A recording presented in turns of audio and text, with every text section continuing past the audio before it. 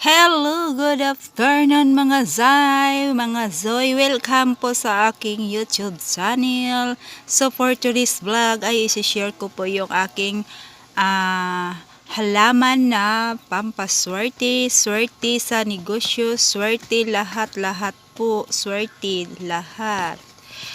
Ngayon guys, pag meron kayong snake plant or sansevieria plant, lalong-lalo na pag kayo po ang nag-aalaga, tapos pag namumulaklak po ito guys, ay kunin nyo po yung bulaklak niya. Katulad po sa akin, ayan, na ano na siya, pwede na itong kunin, tapos ibalot siya ng pulang tila.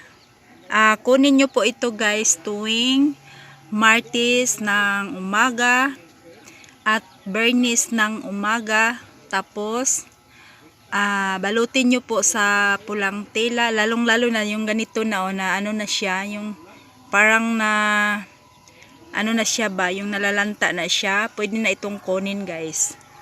Ayan, kasi maganda po talaga ito na mamulaklak, lalong-lalo na po na kayo po ang nag-aalaga. So, pwede talaga ito sa pampaswerte. Tapos guys, balot nyo po sa pulang tela, pagkatapos po, sabihin nyo po lahat po ng nasa isip nyo, nasa kalooban nyo, na nasa puso nyo, na sabihin nyo po na magkakaroon ako ng bahay, magkakaroon po ako ng sasakyan. Harap po kayo sa may silangan po guys, ng 6:30 to 8:13 ang umaga. Tapos sabihin nyo po lahat na yung ninanais nyo po, yung gusto nyo po, yung galing sa puso, na walang sana. Lahat hilingin nyo po na walang sana, kasi hindi po talaga magkatotoo yun pag gamitan nyo po ng sana. Tapos lahat sabihin nyo po na magkakaroon ako ng bahay, magkakaroon ako ng sasakyan, mananalo ako sa kung anong tinatayaan nyo po, at saka papasok ang swerte, papasok ang blessings sa buhay nyo, sa tahanan nyo, at saka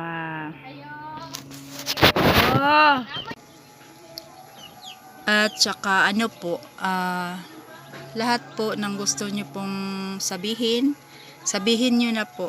Tapos pagkatapos po nun, at saka nabalot nyo na po ng pulang tila, tahiin nyo po ng pulang sinulid, ibilad nyo po muna siya ng sa sinag ng araw. 'Di ba pag nakaharap kayo po sa silangan, 'di ba yung sinag ng araw sa umaga, 'di ba maganda po talaga siya. Ayun, ibilad nyo po siya ng hanggang 8 or hanggang 8:30 po. Pagkatapos ilagay nyo po sa inyong wallet. Kung may tindahan po kayo, pwede nyo pong ilagay doon sa sa lagayan nyo po ng pira.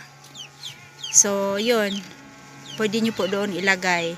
Tapos wag nyo nang hintayin guys, hayaan nyo na lang po doon sa lagayan nyo na po ng pira, hayaan nyo po doon na kalagay yung ginawa nyo po na pampaswerte. So ito guys, i-share ko lang po yung halaman na pampaswerte guys, at saka pwede din po yan sa harap po ng pintuan natin, or ilagay po natin sa loob, or ilagay po natin sa sa kwarto natin, kasi maganda po talaga siya guys, kasi nag-aalis po talaga siya ng mga bad elements, mga bad energy, lahat-lahat po guys. Kaya hindi lang siya pampaswerte, pampaalis pa siya ng mga ng mga bad element yun. Kaya so ayan na guys, wala namang magagawa po sa atin, wala na bang mawawala sa atin kung gawin po natin, di ba? So kung ayaw nyo po sa aking video, scroll nyo na lang po, wag nyo na lang pong panoorin. So guys, ayan na po guys. So thank you for watching guys, bye bye.